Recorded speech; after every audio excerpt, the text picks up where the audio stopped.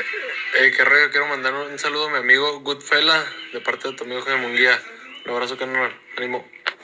All right, Jose Benavidez Sr. says that David Benavidez has a big fight coming. Has 3 big fights after Caleb Plant coming up. You know, and he says those big fights are supposed to be David Morrell, Demetrius, Andrade, and Jermall Charlo. Now, Benavidez, I think, said he probably got 3 or 4 more fights at super middleweight, so they already plotting on the come up. You know, at the division, and I guess Al Heyman promised him some fights or whatever, or you know, so I mean, all good fights, all fights that can build him to, you know, being the next, you know, great pay-per-view star. It's hard to be a pay-per-view star at 68 because historically, well, it's a catchweight division. Historically, it's been a European division. You know, really since Andre Ward and Andre Darrell really, infiltrated it. But it was a European division, one of the division in which it was looked at as cruiserweight, where a lot of guys didn't see a lot of money in it. That's why Hagler didn't move up. You had a lot of guys that, you know, but 75, like heavyweight original division, which is talking about Bob Foster, Michael Spinks, Michael Moore, Roy Jones Jr. Holyfield had like 2 fights there. Usyk had a fight there, to throw that in there. Interesting. But yeah, for them, I mean, that's a good thing. You know, it's all good fighters that's showing that they want to fight good fights. And every fight, you know, Caleb planning and building on is just going to help them prepare them physically just to be unstoppable, to be honest. Once you start getting those big fights, and it's a little bit of a difference trying to get those big fights with it's a difference in getting those big fights, to be honest. It's a huge difference. And one of the big difference about getting those big fights is, you know, and that worried me, is just the experience. The crowd, you know, the crowd can take you somewhere else and they can say, well, we've been fighting on the world stage since we was kids and shit, right? And they tell you that, and I traveled around, but it's different. It's different when you get into that professional Vegas big crowd atmosphere. I mean, you think about Timothy Bradley versus Manny Pacquiao. He's heard that Mike Tyson wore no socks before his fights or something like that, so he wore no socks before his Pacquiao fight, ended up fucking up his feet. Shit was hot. So, you know, really, you know, a lot of people get under them lights and they start doing things they're not accustomed to doing. You know, a lot of them dudes get under them lights and they start making them mistakes. You know, they start doing stuff they don't used to doing. So you got to get used to fighting on the big stage. Some people can keep their composure. So that's the question. Caleb Plant already been there. He got the experience. You know, can Benavidez transition? And a lot of people don't think he passing the transition by talking a lot of shit to Caleb Plant. A lot of people think, you know, he ain't worried on the fight. I just think it's a lot of bad blood. He's selling the fight. So, and that's what you got to do. You got to sell. You got to talk. You know, and it got to come from the fighter. It don't matter what the Pops say. The Pops ain't never, nobody bought a pay-per-view to see the Pops coach and see the Pops talk. You know what I'm saying? It got to come from the fighter if you're trying to sell. It didn't matter what Roger and Floyd Sr. said and Leonard Ellerby said in Floyd Corner. You know, the trash had to come from Floyd. You got to have the gift to gab. And them are the guys that they should really be pushing, is the guys who got the gift to gab. But they seem pretty confident. And, you know, Caleb Plant come out there and try to move a lot, he going to be in trouble. Demetrius Andrade probably got the best style to deal with him as far as out the two.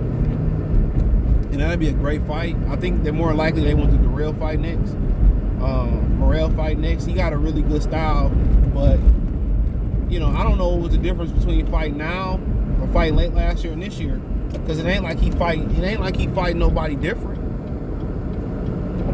You know what I'm saying? Like it ain't like he's stepping up in competition. As we know, he's still fighting the same caliber guys.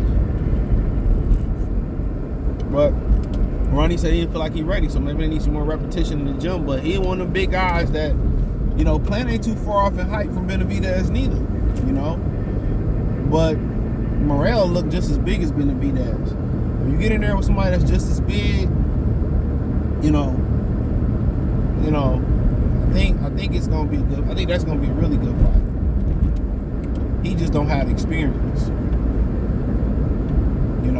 But he looked like he's just as big as Benavidez. So Benavidez going through the gauntlet, that's what you want to see. Not just dudes talk about it. Now he getting what he talk about, and to get the fights he wanted, he had to, his contract had to be up with Al Heyman, and they had to probably negotiate what they wanted to do. They had to negotiate it.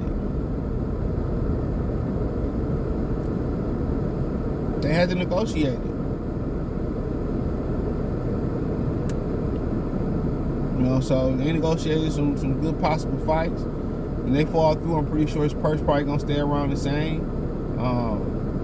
But the Andrade fight is interesting because he liked the press, and that's how you gotta fight him. I keep telling people, bro, you gotta press him. You gotta press him early. You gotta let him know that he can't walk in. And people say, well, you can't stand in front of him. Who said stand in front of him? Long as you laterally moving or moving forward, you ain't per se standing in front of him. Don't just sit there, and not do nothing. You gotta feint, get on the inside and all of that.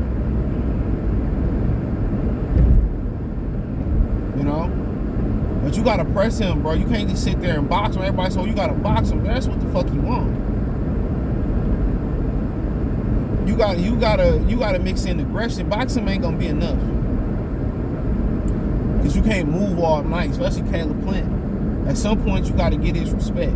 He said, I'll just box him. And dude, all he going to do is walk you down and beat your ass.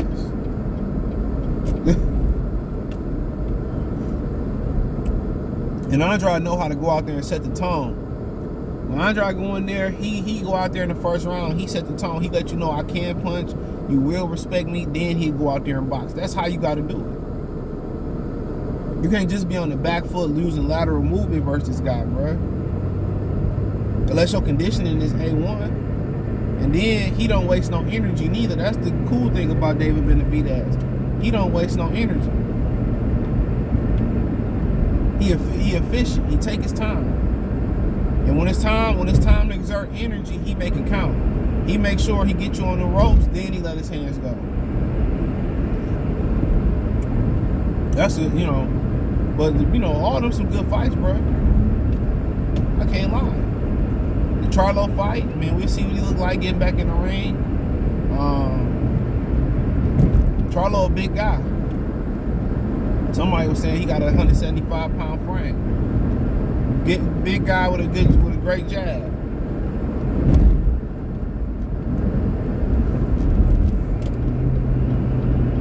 Big guy with a great jab, so very interesting. That jab and how he grow into the weight class, and I think he gonna grow into it seamlessly.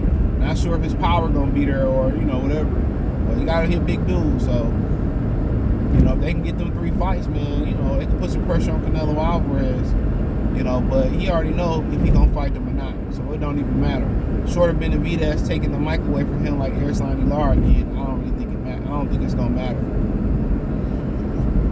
And they got people blocking the microphone now. How protected Canelo is crazy. And he's supposed to be the leader of the new school of boxing. And,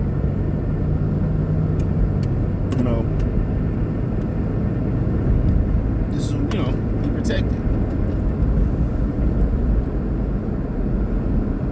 He protected.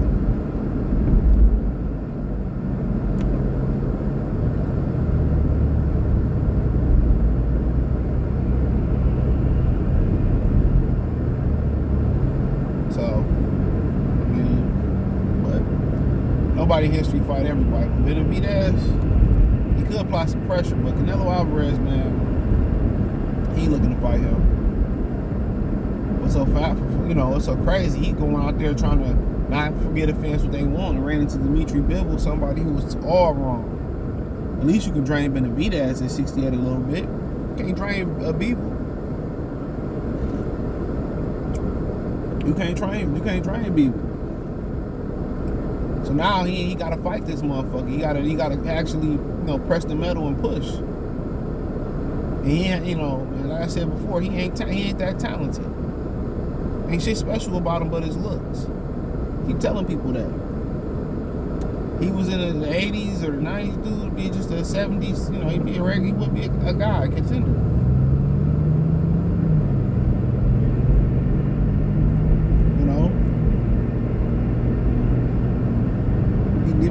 He probably would have got knocked out a few times too, but that happened back then though. That was the type of shit that did happen. It wasn't shit for a motherfucker to get knocked out and come back and become champion. But Benavidez going, for the march towards Canelo Alvarez. I still don't think he's gonna fight him, but then again, he talked about fighting people, they sparred, Roberto Ramirez. He supposed to be coming back versus Gabriel Rosado. So he got some good fights on the floor. Regardless, Benavidez, he said he probably need a few fights at 75 before fighting Benavidez. Benavidez could unify the division and be going after Usyk, so according to him. So we'll see. But check out the Box News playlist, thumbs up the video, share the video, subscribe to the channel, the subscribe button. There's the bell icon button. Hit all notifications, increase your chance of notifications.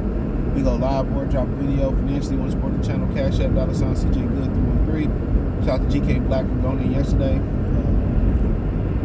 Venmo CJ Good 313. PayPal link in the description. Appreciate the love and support. Peace.